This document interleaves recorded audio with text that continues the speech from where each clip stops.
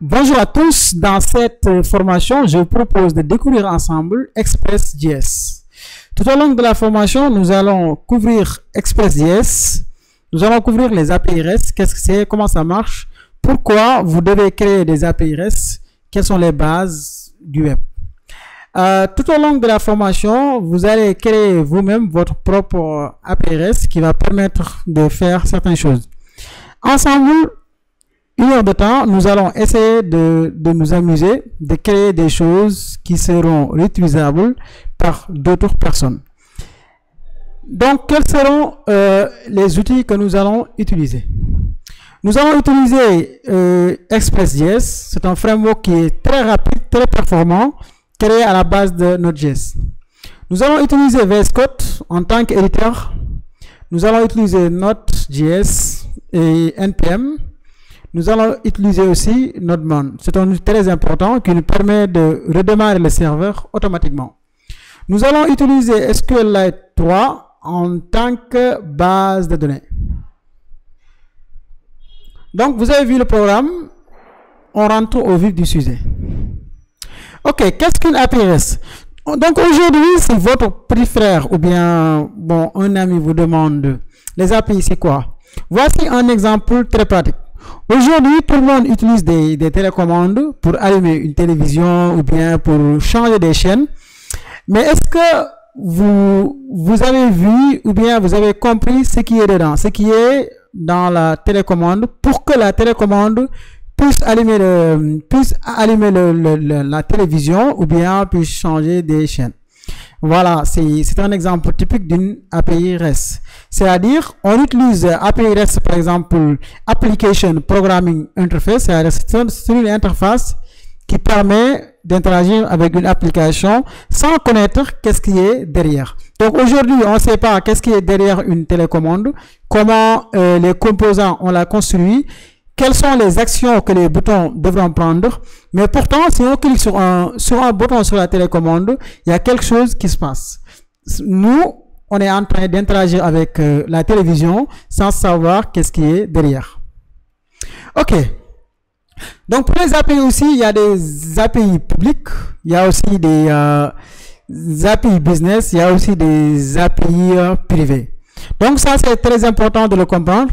Par exemple, aujourd'hui, il y a des API publics comme des API qui permettent d'afficher les météos, des API qui permettent d'afficher, par exemple, les actualités.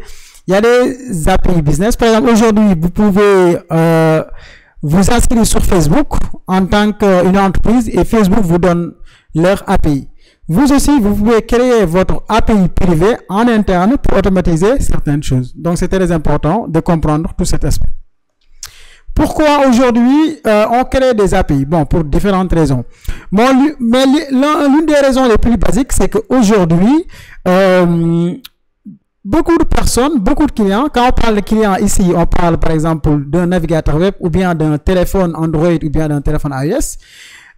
Tous ces clients veulent interagir avec votre application ou bien avec votre site internet.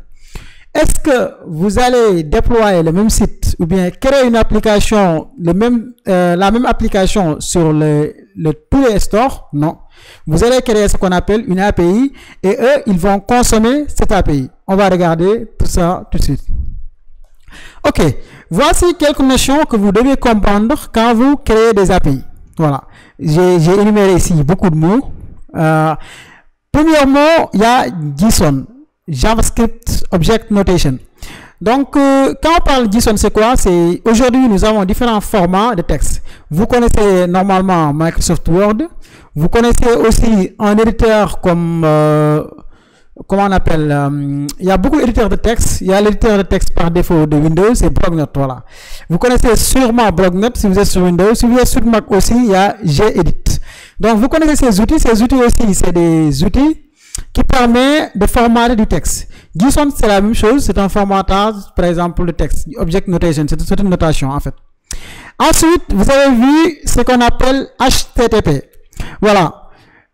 Aujourd'hui, on parle HTTP, c'est Hypertext Transfer Protocol. Donc, c'est un protocole de transfert, par exemple, de texte. Aujourd'hui, vous ne pouvez pas créer un site ou bien utiliser un site sans connaître, par exemple, ce qui est HTTP. Je vous montre un exemple simple. Par exemple, si vous visitez Harala, il y a HTTP. Bon, HTTP, il est là. HTTPS, c'est surtout pour la sécurité. Mais mettez-vous dans votre tête que quand vous faites, par exemple, harala.co au navigateur et vous cliquez sur Entrée, il y a des requêtes qui se passent. Qu'est-ce qui se passe réellement? Donc, votre navigateur contacte notre serveur. Il demande je veux accéder au site de Harala. Il y a deux choses qui peuvent se passer. Soit la requête, bon, elle est bien passée et le serveur a bien reçu votre demande. Le serveur le traite et vous donne le résultat. Souvent aussi, vous pouvez faire ça et vous n'arrivez pas à atteindre le serveur. Ça peut être plusieurs erreurs. Par exemple, le serveur peut tomber à un moment ou un autre. Ou bien, il y a beaucoup de personnes qui utilisent le service en même temps. Donc, il y a par exemple, comment on appelle, il y a des problèmes d'accès. Sinon, si tout se passe très bien, il y a différents scénarios. Soit le serveur vous retourne le résultat que vous voulez avoir, ou bien il vous retourne une erreur. Donc, voici des verbes, ce qu'on appelle des méthodes HTTP ou bien des verbes HTTP que vous devez comprendre. Il y a get. Get, basiquement, si vous envoyez une demande sur une page, par défaut, c'est la méthode get, par exemple. Je vous montre ça en clair, par exemple, ici. Je vais ouvrir mon console. Je vais aller sur la partie network, réseau, voilà, sur la partie réseau. Je vais essayer de cliquer sur Bootcamp. Quand je clique ici, vous verrez en bas, on a get. Ça veut dire on a demandé la page. Quel est l'état? Donc, quand vous regardez bien ici, l'état c'est 200. Ça veut dire que, OK, le serveur a retourné le résultat qu'on lui a demandé. Souvent aussi, vous essayez de faire ça, il retourne différentes erreurs. Bon, différentes erreurs, OK. Voici get. Post, d'habitude, c'est quand vous envoyez des formulaires. Donc, quand vous regardez bien ici, quand on parle de post, souvent on envoie des formulaires. Put, on modifie des données. Quand vous modifiez, par exemple, votre information sur votre compte profil Facebook, ça, on appelle ça put. Delete, quand vous supprimez des informations. OK, c'est clair. Donc, il faut savoir une chose ici. Le client, votre navigateur web ou bien votre téléphone Android ou iOS envoie une demande. Donc, ça peut être sur ces verbes. Get, post, bon, il y a partie, il y a d'autres, il y a option. Mais mettez ça dans votre tête qu'on a seulement 4 méthodes. OK. Ensuite, il y a par exemple les méthodes qu'il a fait. Il y a aussi le serveur, la réponse du serveur. Le serveur reçoit une requête HTTP et il retourne un résultat sous format JSON aussi. Super. Aujourd'hui, pourquoi vous devez utiliser Express.js ou bien vous devez créer des applications ou bien apprendre Express.js? Première chose, c'est facile à apprendre en main. Aussi, c'est très important. Quand vous débutez, ne débutez pas sur des choses qui sont complexes ou bien très difficiles à apprendre en main. C'est facile à apprendre en main, ok? Ensuite, c'est très performant. Donc, Express, c'est basé sur du Node.js. Node.js qu'on a créé à partir de C, C++, JavaScript. Aussi, comme Express est un framework JavaScript, on a une communauté très large de développeurs. Il y a beaucoup d'outils qui ont déjà développés et mis en place. Il y a aussi des outils qui sont surtout open source. D'autres choses qui doivent vous pousser à apprendre Express.js, et il y a beaucoup d'offres d'emploi. Ça, je ne le cache pas. Aujourd'hui aussi, vous pouvez utiliser Express sur des applications React, Angular, Vue.js. On appelle MonoStack si vous êtes sur React, MinStack si vous êtes sur Angular, etc. OK. Quels seront les outils que nous aurons besoin? Nous avons besoin de Node.js et NPM installés sur votre machine. Nous avons besoin de VS Code. Nous avons besoin de Postman. Postman, c'est un outil qui permet de tester des API. Vous avez besoin de base de JavaScript pour comprendre qu'est-ce qu'une variable, comment déclarer une variable.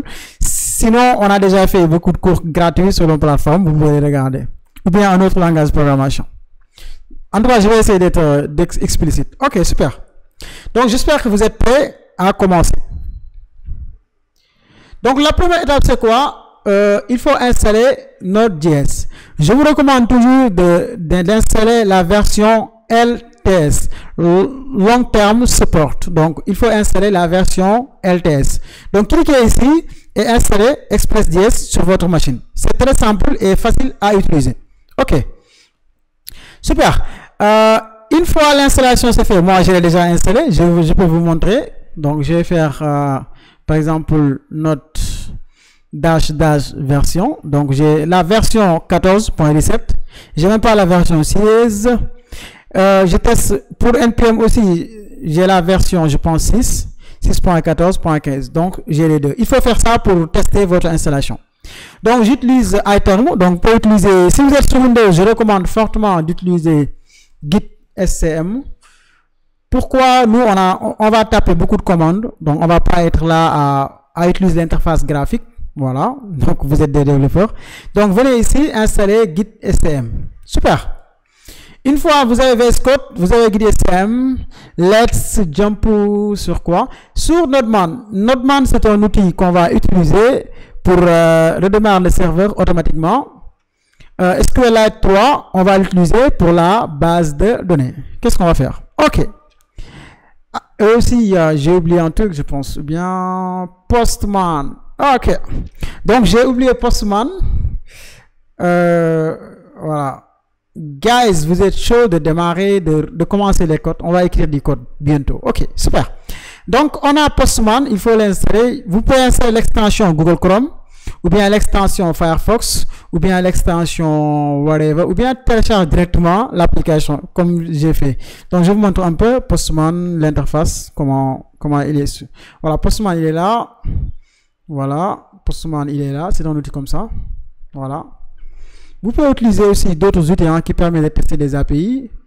Il faut avoir aussi un navigateur. Bon, vous pouvez utiliser Google Chrome. Vous pouvez utiliser Google Chrome, Brave, Firefox. OK. Donc, essayez d'installer tous ces outils. Voilà. Donc, essayez de faire ça. Donc, une fois tout est OK, qu'est-ce qu'on va faire? On est là. Donc, comment on va faire? Je vais créer un dossier d'abord. Comment nommer ce dossier? Donc, je vais dire API REST ExpressJS. Express. OK. Une fois j'ai créé, cette commande permet de créer un dossier. Ensuite, je vais dire API REST. Voilà, je vais rentrer sur le dossier. Quand vous regardez bien ici, quand je mets ls, le dossier, il est vide. Voilà. Donc, je vais faire clear. Donc, pour générer ou bien pour commencer, vous pouvez utiliser par exemple npm init, comme ça, on va utiliser npm init. Il va nous demander certaines informations. Première information, quand vous regardez bien, npm help init for documentation, etc. Le package name, quel est le nom de notre package? Donc, on va laisser API REST Express. Donc, je vais cliquer sur Entrée. La version, bon, 1.0, je vais dire 0.1, 0.1.0. Je vais dire ça. La description, donc, je vais mettre création d'API REST avec ExpressJS. Le point d'entrée, c'est le fichier principal. Donc, on peut laisser index.js. Ensuite, les tests, bon, on n'a pas de commande pour tester.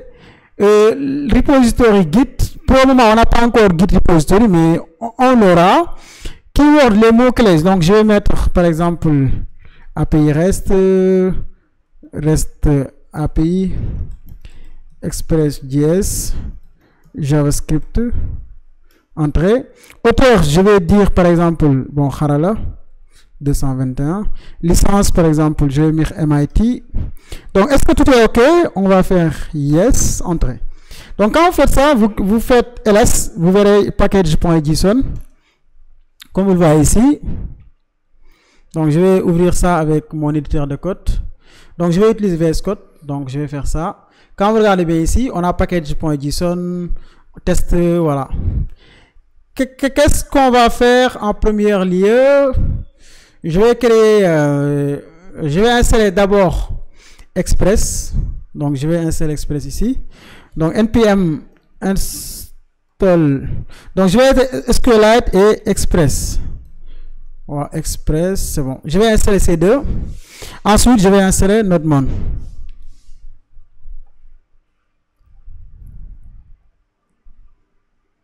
OK. OK.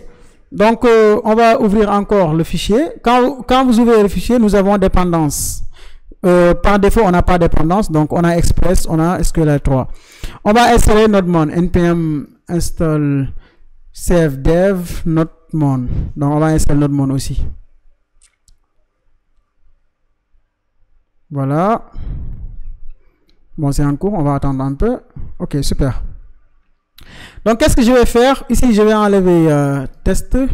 Je vais écrire ici star. Et ici, je vais mettre Nodemon index.js. Donc, comme vous le savez, on n'a pas encore créé index.js. Je vais le créer ici.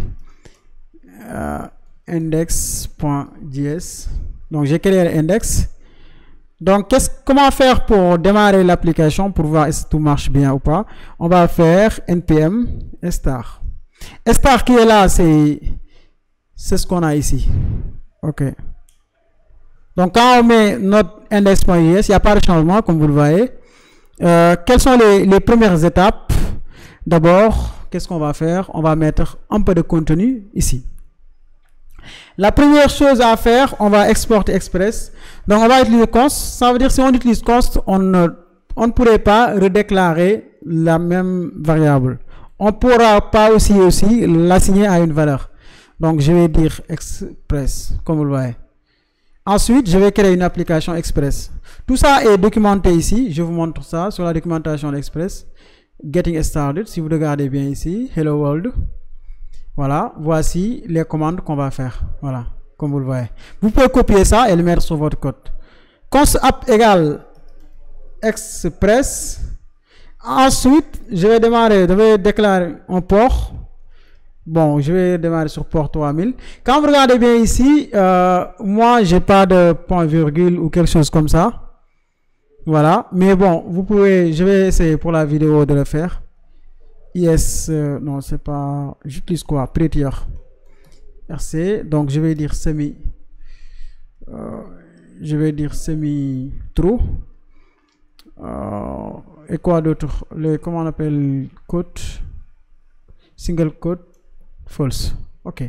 Donc, quand je fais ça, quand j'enregistre, voici les double quotes, voilà, pour vous faire plaisir. Super. Donc, on a notre port. On a aussi l'app. Quand vous regardez bien sur la documentation, nous avons app.get, app aussi.listen. Donc, qu'est-ce qu'on va faire? On va faire le premier d'abord, ensuite on fait le deuxième. Ou bien on va listen avant le get. Donc, it's up to you. Donc, on va faire, je vais commenter pour vous aider. Démarrer le serveur. Je fais ça. Donc, app.listen. Ça prend un argument, un callback. Donc, qu'est-ce qu'on va faire? On va lui donner le port qu'on a déclaré. Ensuite, on va déclarer une autre fonction qu'on appelle ici callback. C'est le callback, quoi. OK. Donc, app.listen, qu'est-ce qu'on va faire? Console.log. L'application est démarrée au port. On va faire ça, port. Bon, il faut mettre par exemple plus port, hein, si vous voulez. Sinon, si vous aimez les dernières syntaxes aussi, je vais vous le mettre ça ici. Je vais utiliser en backtips ici. Je copie ça. Je mets en backtips. Je vais mettre $port. Voilà. C'est la même chose en fait, les deux. Ensuite, on va créer notre première endpoint.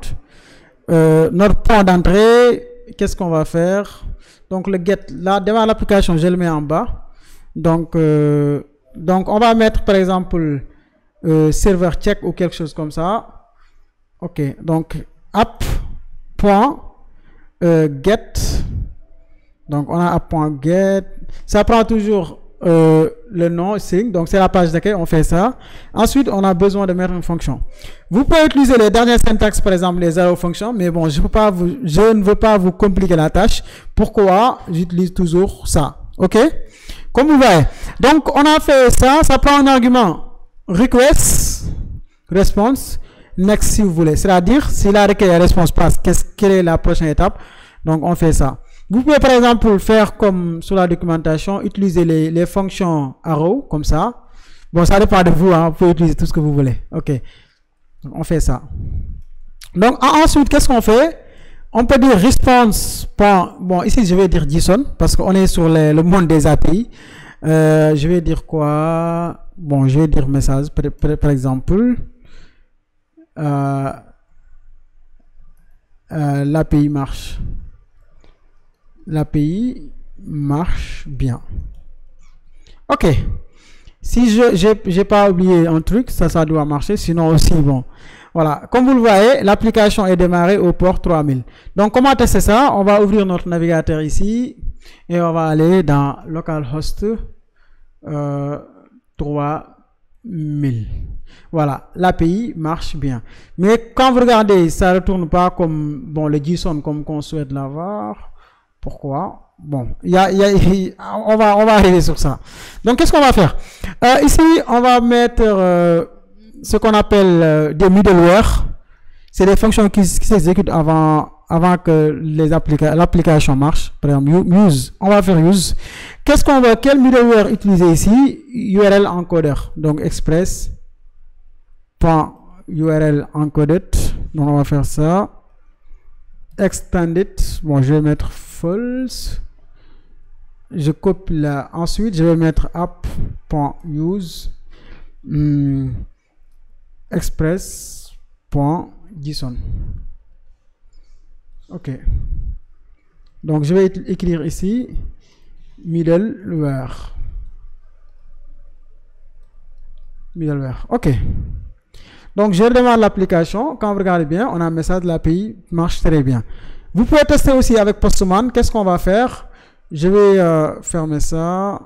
Je vais fermer ça. Par exemple, je vais venir ici. Localhost 3000, j'ai fait un get. Je regarde. Quand vous regardez bien, on a un message. L'API marche bien. Ok, super. Donc là, vous avez créé votre premier endpoint. Vous avez créé votre première application Express qui marche très bien. Quelle est la prochaine étape? La prochaine étape peut être, par exemple, créer une base de données. Donc, pour la base de données, je vais créer un autre fichier ici, db.js. Je rappelle aussi, vous pouvez utiliser TypeScript. Ouais. Bon, peut-être si ça vous intéresse, vous pouvez me laisser un commentaire pour me dire où c'est nous. On veut faire aussi TypeScript. Voilà. Si vous voulez le faire aussi, bon, je serai très heureux de vous accompagner sur ça. Donc, on va dire SQLite 3 égale require. Bon, SQLite 3. Donc, je vais dire .verbose. Vous pouvez regarder la documentation ici. Bon. La documentation, il est là. Vous pouvez regarder toutes les commandes et chaque commande, qu'est-ce qu'il fait. Set the execution not to verbose tuple long stack trace. Parce que ça va nous permettre d'avoir plus d'informations sur les résultats, sur les erreurs. OK. Donc, on a mis verbose. Ensuite, quelle est la prochaine étape? On va déclarer, par exemple, le fichier. Const, par exemple, dbfile. C'est-à-dire le fichier de notre base de données. Comme d'habitude, on fait souvent db.sqlite 3. Donc, on va faire ça pour comme c'est des standards ou bien db.sqlite. Ça dépend de vous. OK. Donc, ensuite, on va faire const db. On va faire let db. DB, ça veut dire base de données ou bien database. On va se connecter. Donc, qu'est-ce que je vais faire? Se connecter à la base de données. OK. Qu'est-ce qu'on va faire? New SQLite 3.database. Ici, il nous demande le fichier. Quel est le fichier? Donc, le fichier, il est là. On va mettre db file. Ensuite, on va virgule. Ici, un callback. Cette fois-ci aussi, qu'est-ce que je vais faire? Je vais utiliser les fonctions arrow. Bon, pour utiliser différentes choses en programmation, pour vous permettre aussi, vous, de comprendre les différentes fonctions, mais c'est la même chose en fait. Donc, qu'est-ce qu'on va faire? On va checker s'il y a une erreur. Qu'est-ce qu'on va faire? On va faire console.error.message. OK. Ensuite, on va dire quoi? L'application doit se fermer. On va faire throw error. Else. S'il y a une erreur, donc on ne peut pas se connecter sur la base de données, on a fait ça. Et s'il n'y a pas d'erreur, qu'est-ce qu'on va faire? On va faire CLJ, c'est-à-dire console.log, connexion à la base SQLite 3. Donc, je vais faire ça. Ensuite, quelle est la prochaine étape? Regardez aussi la documentation ici. Voilà. Donc, je vais aller dans db.run, comme vous le voyez ici. Pour interagir avec la base de données, il faut utiliser la commande run. OK, c'est OK. Donc, qu'est-ce qu'on va faire? db.run, comme vous le voyez. Ça prend d'abord le SQL, c'est la requête SQL.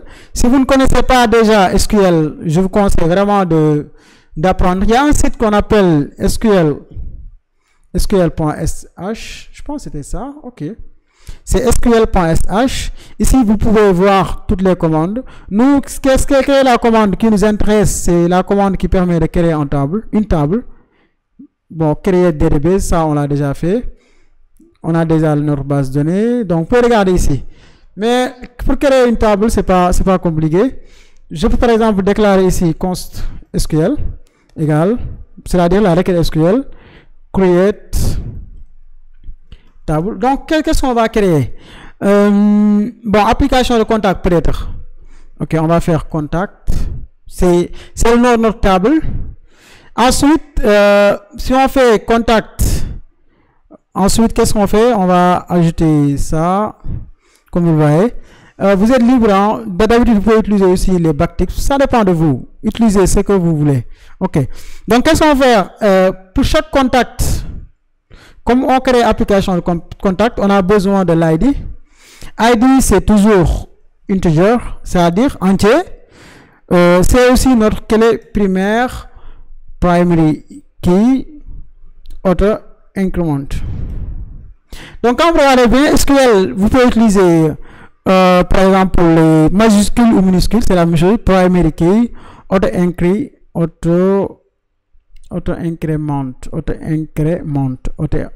Bon, ce mot, c'est pas facile pour moi de l'écrire. OK. Ensuite, chaque contact, on a besoin de nom complet, peut-être, non. Nom, c'est toujours texte, donc on va mettre texte. Après, non, on a quoi? Téléphone, donc on va mettre phone. Bon, je vais utiliser l'anglais, hein, en fait, c'est mieux. Name. Phone aussi, on va mettre texte. Qu'est-ce qui reste? Email, peut-être. Texte. Donc, bon, ces informations, c'est bon, quoi. Pas besoin de compliquer la tâche. Donc, quand vous regardez db.run, où est notre db.run? Ça prend un argument SQL, ensuite un callback, ici. Je vais faire la même chose, erreur. S'il y a une erreur, on va faire ça. Donc, ça prend toujours un callback, comme ça. Donc, s'il y a une erreur, on va checker toujours, if error.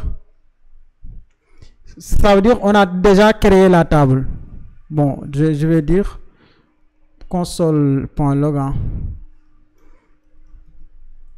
Table déjà créée. OK.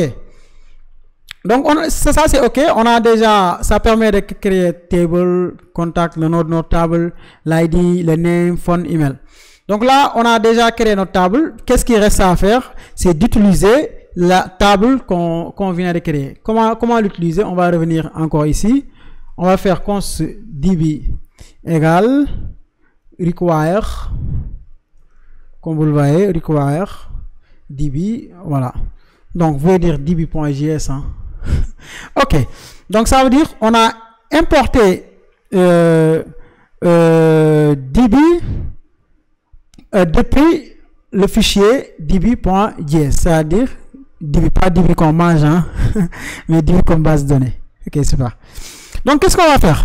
La première partie, moi, la partie qui m'intéresse le plus, la première partie, c'est la partie où on ajoute, on crée des contacts. Donc, bon, on va venir ici, créer un nouveau contact, ici. Donc, on va faire créer un nouveau contact. Donc, vous avez déjà vu post, get et put. Donc, on va faire app.post. Cette fois-ci, on va utiliser post. Pour le reste, aussi, on va utiliser les fonctions arrow. Bon, OK, on va faire API / contact. Donc, contact avec S. Ouais, c'est important. Ensuite, on va faire request response. Ensuite, on fait ça. Donc on va tester si le post marche bien avant de continuer. Donc on va mettre requête post ou bien créer un contact. On va faire ça. Donc je vais faire response.json. Response.json c'est ok. Donc on va faire response.json. Donc on va dire message création de contact. Ok. Donc on va faire ça avec Postman tout le temps. Donc API, on va mettre API contact avec S. Quand on fait par exemple .get, ça ne retourne rien parce qu'on n'a pas encore un URL contact get. Donc on va dire post. Voilà, création de contact, comme vous le voyez. Ça marche très bien. Donc pour créer un contact, d'abord on a besoin de faire des checks. De regarder est-ce que le gars il a mis toutes les informations. Donc on va mettre const comment on appelle const contact. Pour chaque contact, qu'est-ce qu'on veut? Numéro de téléphone, quelles sont les données, le nom, le téléphone et l'email, parce que le ID est auto-généré. Donc on va faire name égale request.body.name. Donc je vais copier ça 3 fois. Email, phone. Donc quand vous regardez cette implémentation, on a répété request.body 3 fois, ce qui est une mauvaise pratique, mais tout à l'heure je vais vous montrer comment éviter ce genre de cas. Donc on va continuer d'abord. Ok. Donc ensuite on va faire quelques conditions. If par exemple not name or not email, comme ça, or not phone, ça veut dire l'utilisateur n'a pas renseigné toutes ces informations. Qu'est-ce qu'on veut faire nous? On va retourner, ça veut dire que l'application ne continue pas à fonctionner sur cette partie. Donc on va faire response.status 400.json. On va faire ça et on va envoyer une erreur en lui disant que il faut remplir tous les champs. Donc erreur, merci de remplir les champs. Voilà, merci de remplir les champs. Donc je vais dire merci de remplir tous les champs. Ok. Donc qu'est-ce qu'on fait? Si on teste à ce point, quand on clique sur send, on a cette erreur, merci de remplir tous les champs. Ok. Même si on remplit par exemple sur Postman, on peut remplir ici JSON, on peut remplir par exemple, on peut dire name comme ça, on peut dire name, Modou par exemple. Non, je ne veux pas enregistrer ça. Voilà, merci de remplir tous les champs. Il faut remplir tout avant de continuer. Ok. Tout à l'heure, je vous ai dit, ça, on peut l'éviter. Qu'est-ce qu'on fait? On va faire quelque chose comme ça. Const, on va faire name, email, phone, égale request.body. Donc, on enlève tout ça. Ok. Donc, on a le même résultat. Donc, imaginons, on a rempli tous les champs. Donc, on va continuer. Const data, ou bien contact égal. Donc, on crée un nouveau contact. Comme c'est un objet, nous avons créé une valeur name, name, email, phone, comme vous le voyez. Donc on a ces informations ici. Donc vous pouvez mettre par exemple name, mais ça c'est une répétition. Ça vaut pas la peine en fait. Comme c'est laquelle est la valeur, ils partagent le même nom, donc pas besoin de faire ça. Donc ensuite, on va déclarer une commande SQL comme tout à l'heure, SQL. Cette fois-ci, on va essayer d'insérer. Vous pouvez aller sur la documentation ici et vous pouvez regarder la partie insert. Bon, bien ici, insert en haut. Voilà, quand vous regardez bien où est le SQL insert into, comme vous le voyez, voici la commande qu'on veut taper ici. Insert into table values. Ok. Donc, qu'est-ce qu'on fait? Je vais faire insert into. Le nom de notre table, c'est contact. Quand vous regardez bien ici, c'est table contact qui est là. Insert into contact, qu'est-ce qu'on veut? Qu'est-ce qu'on va insérer? Le numéro, le nom, l'email, le numéro de téléphone. Parce qu'on a déjà l'ID, c'est auto-créé. OK? Donc, values, valider comme ça. Donc, on va mettre comme ça. Tac, tac, tac. Comme c'est 3. Donc, ça correspond au nom, ça correspond au email, à l'email, ça correspond au numéro de téléphone. Donc, on a ça. Ensuite, qu'est-ce qu'on fait? Si on a ça, il y a, comment on appelle, les paramètres aussi qu'on va donner. Parce qu'on veut insérer, comment on appelle? On va insérer un tableau. Regardez bien ici. Quand vous regardez bien ici, on a argument, voilà, params. Voici les paramètres. Donc, on va faire ça nous aussi. OK, params égale, on peut dire par exemple contact.name. Ensuite, deuxième paramètre, c'est contact.email. Troisième paramètre, c'est contact.phone. OK. Donc, une fois c'est OK, on va exécuter db. Où est notre base de données? db.run. En haut. Donc, on a db.run. Qu'est-ce qu'on prend? D'abord SQL. Ensuite, les paramètres. Ensuite, la fonction. Donc, comme j'ai expliqué tantôt, vous pouvez utiliser les fonctions arrow ou bien les fonctions naturelles. Je vais essayer de faire les deux à la fois. Donc, résulte. Ensuite, on fait ça. Donc, db.run, on a ça. D'abord, première chose, qu'est-ce qu'on fait? If error. Si on a une erreur, donc, qu'est-ce qu'on fait? Je vais copier cette ligne. Bon, juste pour gagner du temps, hein. Pas besoin. Ensuite, je vais mettre return. Donc, erreur. Si une erreur, c'est produire. Bon, on ne sait pas quelle est l'erreur et quel genre d'erreur on a. Donc, on va dire error.message, comme ça. Sinon, par exemple, on n'a pas d'erreur. On a exécuté db.run et tout marche bien. On va retourner quelque chose comme ça. Donc, aussi, vous pouvez envoyer aussi response.status. Comme c'est créé, on va mettre 201.json. Donc, je vais mettre 201, je vais mettre aussi .json. Ensuite, qu'est-ce qu'on va faire? On va dire message, voilà. Contact, non. Contact créé avec succès. On va envoyer les données. Contact. Voilà.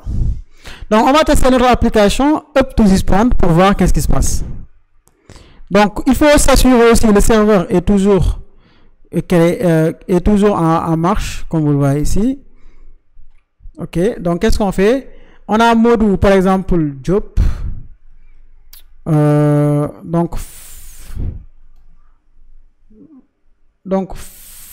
Phone.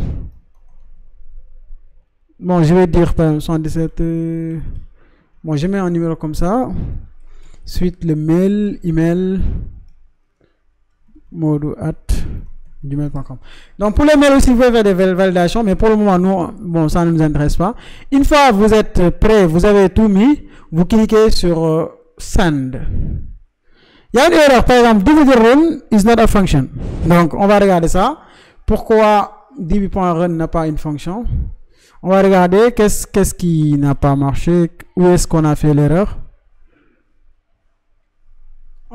Pourquoi db? Oui, c'est vrai parce qu'on n'a pas exporté db ici. Donc, on va faire module.export. Ça, c'est les erreurs qui arrivent souvent. Égal db. OK. Donc, on l'a exporté. On l'a importé sans l'exporter. Ça, c'est une erreur. Donc, on va continuer notre travail. On va ouvrir Postman ici et on clique sur Send.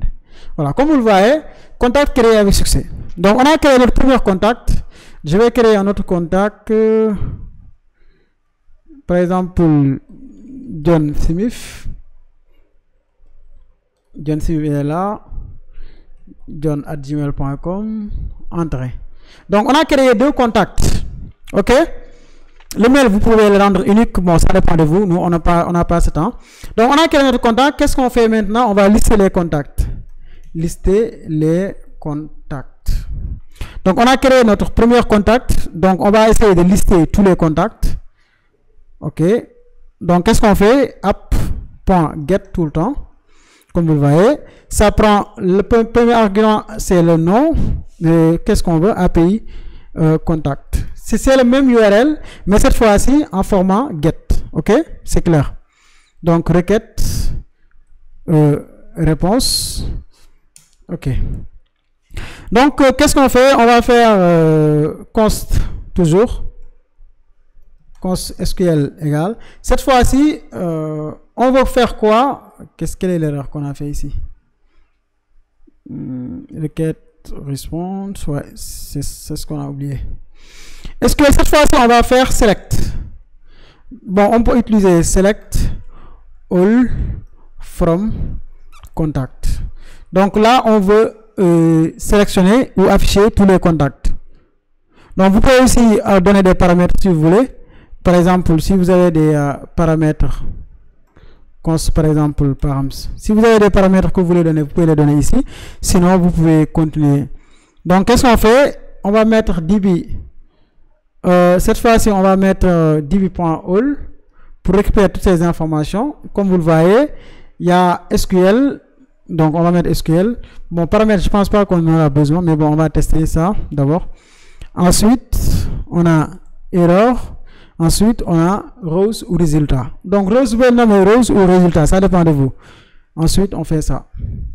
Donc, on a ça. D'abord, première chose, on va tester. If error, je pense qu'on l'a déjà mis, donc on va utiliser ça. Hein. Pour ne pas perdre du temps, on va utiliser if errors ici. Tac. Error par message. Else. Donc, ça veut dire, si on n'a pas d'erreur, qu'est-ce qu'on va faire? On va dire response.json. Tout le temps comme ça. Et on a besoin de message. Donc, je vais dire liste des contacts. Ensuite, on a besoin des données rows. Comme ça. Ok. Donc, on va tester ça. Bon, je pense pas qu'on aura besoin de ça. Ok. Donc, quand vous regardez ici, on va changer la méthode ici par get. Ou bien, on peut tester ça avec le navigateur. Donc, contacts. SQL no set table contact. Donc, on a fait une erreur sur notre table ici. Donc, contact. C'est comme ça. Ok. Donc, quand vous regardez bien, on a une erreur. Erreur, SQL error, no set table contact. Donc, on clique sur Enter encore une fois. Comme vous le voyez, nous avons liste des contacts. Ici, on n'a pas besoin de paramètres. Ok. Donc, comme vous le voyez, nous avons la liste des contacts. Comme vous le voyez en bas ici. Message, liste des contacts, data, contact. Ok.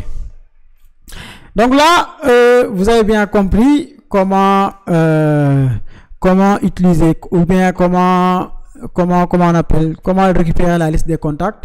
Cet endpoint, vous pouvez l'utiliser avec votre navigateur aussi. Par exemple, si on l'utilise avec Firefox, ici, si on fait ça, API contacts, comme vous le voyez, ici, regardez bien, on a get. Voilà. Donc, super. Quelle est la prochaine étape? Donc, vous êtes arrivé à créer un contact. Vous êtes arrivé aussi à afficher la liste des contacts. Mais on va afficher un contact. Pas tous les contacts, mais un contact avec un ID. Afficher un contact avec son ID. Voilà. C'est quelque chose comme ça, mais avec quelques changements, quoi. Qu'est-ce qu'on va faire? On va copier ce code. Ok, autant pour moi. Contact, donc la liste des contacts. Ensuite, je vais mettre ici ID. C'est l'ID du contact. Il y a aussi un autre changement ici. Select all from contact. Ici, on a besoin de dire where ID égale l'ID qu'on va récupérer. Cette fois-ci, on va ajouter un paramètre, une paramètre, const params égale, qu'est-ce qu'on va mettre? Request. Donc, je vais faire ça ici. Const ID, contact ID. Donc, je vais nommer contact ID ici, égale request.params. Donc, on va récupérer l'ID, on va le donner un nom, contact ID. Voilà. Ensuite, on va le mettre ici, comme vous le voyez. Donc, c'est clair pour vous. Ok, donc on a params, mais où est-ce qu'on va utiliser le params? On va l'utiliser ici. À la place de all, on va mettre get. Ensuite, on va mettre params, virgule. Le callback est là. Ici, comme c'est un seul élément, on va mettre row tout simplement. Et ici, on va mettre row. Donc, comme vous voyez, bon, je regarde si afficher le contact. Donc, on va mettre l'ID. Je vais mettre $ comme ça. Je vais mettre contact ID ici. Je remplace ça par ça, ça par ça. Ok. Donc, je vais enregistrer et je vais regarder si ça marche ou pas. Donc, c'est juste ça. C'est la même chose presque. Ok, on va exécuter ici. Donc, liste des contacts, ça marche. Si on donne ID 1, qu'est-ce qui se passe? On a affiché le contact 1, comme vous le voyez. Donc, on a retourné un seul élément. Aussi simple que ça, aussi intuitif que ça. Donc, vous êtes arrivé à lister tous les contacts, à lister un contact avec son ID, à créer un nouveau contact, mais vous n'arrivez pas à modifier un contact ou bien à supprimer un contact. C'est la prochaine étape. Donc, créer, c'est ça. Qu'est-ce qu'on fait? D'abord, on va faire modifier un contact. Ensuite, ok. Modifier un contact, c'est comme créer un contact avec de petits changements. Quand vous regardez bien ici, c'est la même chose presque, mais avec quelques changements. Donc, qu'est-ce que vous en pensez? On va prendre ça, non? Donc, on va prendre ça. On va le mettre ici. Premier changement, c'est put à la place de post. Après contact, ici aussi, on passe l'ID. Ensuite, on récupère ID comme on l'a récupéré tout à l'heure ici. Donc, je vais copier ça. Je le mets ici. Voilà. Donc, contact ID. Donc, s'il n'est pas rempli les champs, on va faire ça. Donc, contact ID, qu'est-ce qu'on fait? Voilà. Donc, on a contact, c'est bon, ok, tout le temps. Mais SQL, on change. Ici, c'est update. Update, on n'a pas ça, besoin de ça. Update contact. Ensuite, on va mettre 7. Donc, je vais enlever toutes ces parties. Voilà. Contact, on a name égal. Donc, on fait ça. Virgule.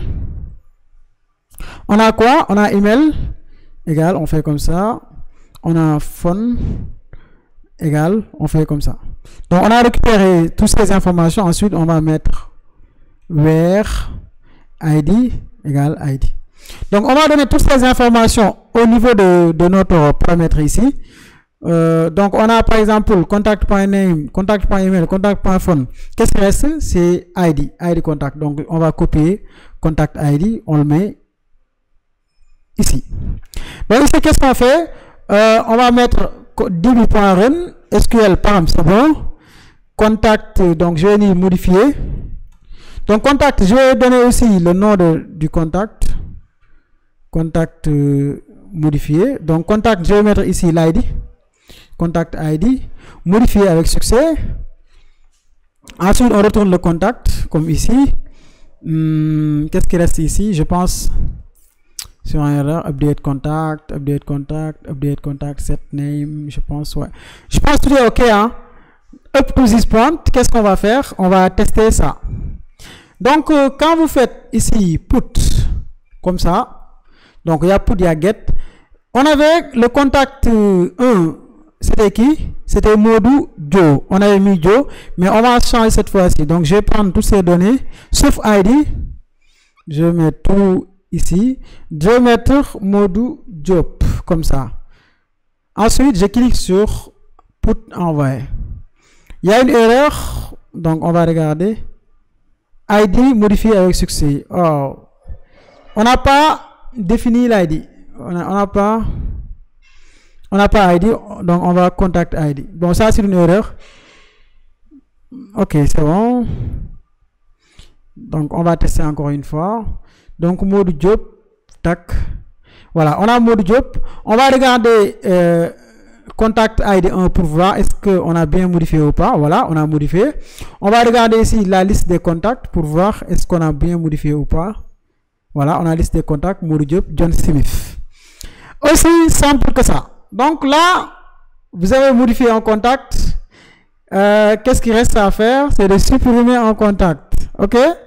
Aussi simple que ça, on va faire la même chose. Donc, je vais dire supprimer un contact.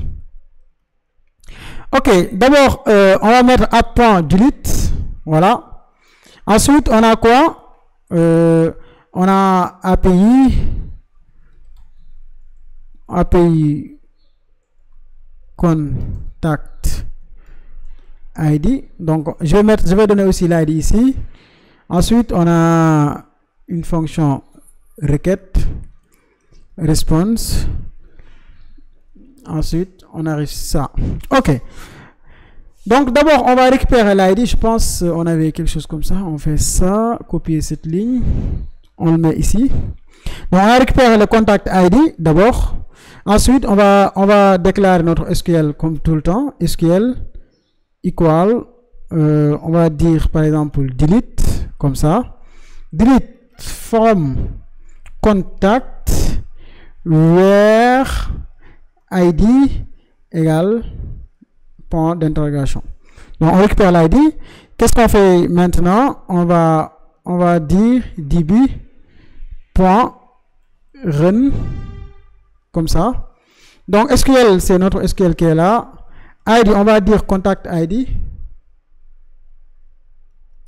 Ensuite, on définit une fonction avec erreur et le résultat de cette opération. Ensuite, on vient ici. Donc, vous pouvez utiliser cette syntaxe ou cette syntaxe, ça dépend, it's up to you. OK, donc ensuite, on va tester s'il y a une erreur. Bon, l'erreur, on avait déjà ici, donc on va prendre ça. Vous pouvez aussi déclarer une fonction générique, erreur. Ensuite, s'il n'y a pas d'erreur, qu'est-ce qu'on fait? Response.json, comme vous le voyez. Je vais dire message, contact supprimé. Ensuite, virgule. Donc, vous pouvez dire par exemple rows ou bien data these.changes. OK. Donc, contact aussi, vous pouvez donner l'ID. Je vais changer ça par ça. Et je donne contact ID. OK. Donc, je vais supprimer le contact 2, comme vous voyez. Donc, je vais mettre ici delete contact 2. Je clique comme ça. Contact 2, supprimer. Donc, ça a été un plaisir pour moi de vous retrouver sur cette vidéo. Vous avez beaucoup appris. Vous avez créé une API REST avec Express avec les verbes get, post, put, delete. J'espère que vous avez beaucoup appris. N'hésitez pas à nous donner vos retours et vos remarques au 77 860 64. Et je serai aussi très heureux de vous accueillir durant la formation. On a une formation de développement full stack avec JavaScript. Ça, c'est juste une petite partie. Ça, c'est 0,1% de ce que vous allez apprendre tout au long des 12 semaines. N'hésitez pas à nous suivre sur tous les réseaux sociaux, sur toutes les plateformes, ou bien à visiter notre site harala.co. Croyez-moi, vous allez apprendre énormément de choses sur JavaScript. C'est un programme très chargé avec des cas d'utilisation pratiques. Merci beaucoup et à la prochaine.